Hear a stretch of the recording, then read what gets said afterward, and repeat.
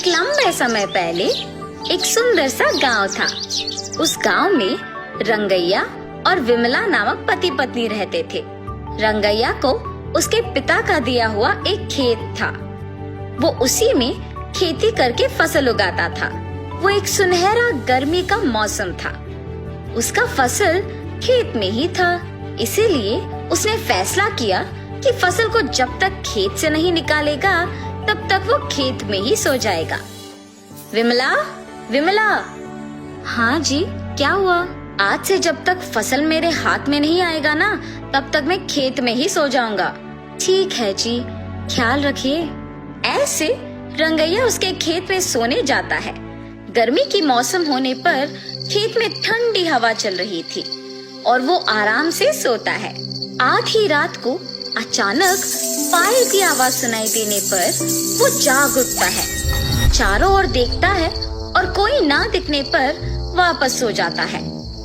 थोड़ी देर में वापस उसे पायल की आवाज सुनाई देने पर डर के मारे जाग उठता है। हाँ, यहाँ तो कोई नहीं है, तो फिर ये पायल की आवाज कहाँ से आ रही है? ऐसे जब चारों ओर देखता रहता है तो पायल की आवाज फिर सुनाई देती है। तब उसे एक परछाई पीछे दिखती है तो उस तरफ मुड़ता है। दिखने में भयानक एक भूत उसके सामने आके खड़ी हो जाती है। उसे देख, बाप रे, भूत भूत! ऐसे डर के मारे चिल्लाते हुए बिना पीछे मुड़े घर की ओर भागने लगता है। वो भूत सिर्फ आधे रास्ते तक उसका पीछा करती है। जल्दी से भाग के घर पहुंच जाता है। विमला, विमला, जल्दी दरवाजा खोलो, भूत मेरा पीछा कर रही है। ऐसे जोर से दरवाजा खड़खड़ाता है। अपने पति की आवाज सुनकर विमला जल्दी से दरवाजा खोलती है। तुरंत रंगैया अंदर आके दरवाजा बंद करके कांपने लगता है। क्या हुआ जी, क्यों डर रहे हो? तब वो जो भी हुआ उसे बताता है। भूत क्या सच में होता है जी? आप नींद में खुद की परछाई देख डर गए होंगे। कुछ मत सोचिए और सो जाइए। ये कह के चली जाती है। उसकी पत्नी उसके बातों का यकीन ना करने पर वो कुछ नहीं कह पाता है और चुप रह जाता है। क्या मेरी पत्नी सही थी? मैं क्या अपने ही परछाई से डर गया?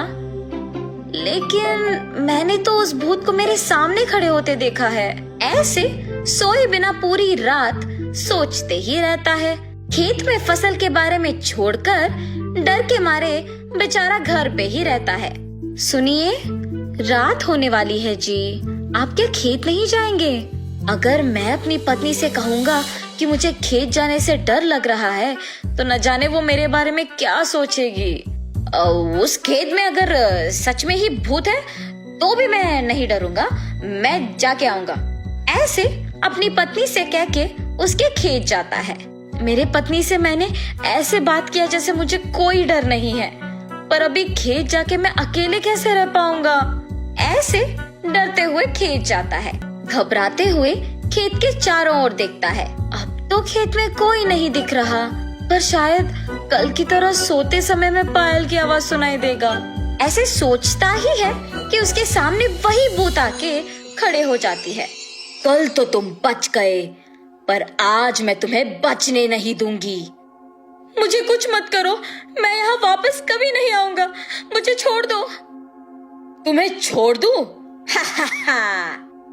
ऐसे जोर से हंस के रंगैया को गायब कर देती है। सुबह हो गया, मेरे पति अब तक लौट के क्यों नहीं आए?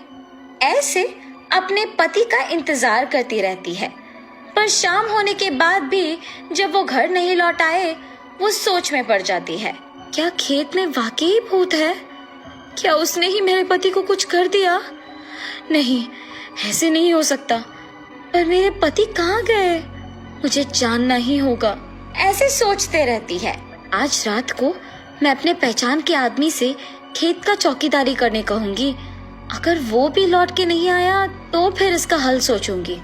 ऐसे फैसला करके विमला अपने पहचान के एक आदमी को खेत की चौकीदारी करने भेजती है। पर जब वो आदमी भी सुबह लौट के नहीं आता है, तब घबरा के सोचने लगती है। क्या मेरे पति की बातों के मुताबिक वहाँ एक भूत है? जिस आदमी को मैंने चौकीदारी करने भेजा, क्या उसको भी भूत ने कुछ कर दिया? अब मैं इस समस्या का हल कैसे ढूंढूंगी? ऐसे सोचकर खेत को जा रही थी जब रास्ते में उसे एक तितली कांटों के बीच फंसे हुए नजर आती है। उसे उन कांटों से आजाद करते ही वो तितली एक देवता के रूप में बदल जाती है और उसके सामने प्रकट होती है। ये सब देख विमला आश्चर्यचकित हो जाती है।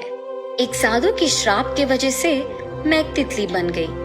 मुसीबत के समय में तुमने मेरी मदद की है और इसी कारण मैं देवता का रूप वापस पाई हूँ। इसके बदले में तुम कुछ भी मांग सकती हो।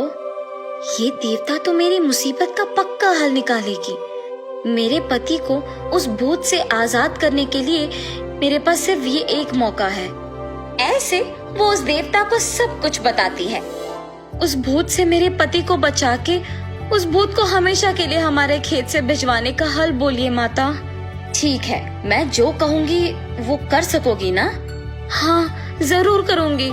ऐसे कहने पर देवता विमला को एक मंत्र बोलती है। मैंने जो मंत्र कहा है वो तुम्हें उस भूत को देखने के तुरंत बाद अपनी आंखें बंद करके मन में कहना होगा। तब वो भूत तुम्हें छोड़ के चली जाएगी और उस भूत से तुम छुटकारा पा सकोगे। ऐसे कहने पर वो खुशी से अपने खेत जाके रात होने तक वहीं रुकती है। आधी रात को उसे अचानक पायल की आवाज सुनाई देती है। कहीं से तो पायल की आवाज आ रही है। भूत को देखते ही मुझे उस मंत्र को कहना होगा। ऐसे सोचते ही कुछ दूरी में उसे एक परछाई दिखती है। उसी तरफ मुड़ने पर वो भूत उसके सामने आकर खड़े हो जाती है। उस भूत को देखते ही वो अपने मन में उस देवता के द्वारा दिया हुआ मंत्र अपने मन में कहती है। उससे वो भूत गायब हो जाती है। अपने पति के साथ ही वो चौकीदार भी आजाद हो जाते हैं। उस भूत से छुटकारा पाने के लिए सभी विमला का अभिनंदन करते हैं और सभी खुश होकर वहाँ से घर चले जाते हैं। उस खेत से भूत का चले जाने पर रंगैया आराम से खेती करके फसल उगाते हुए खुशी से जीता है।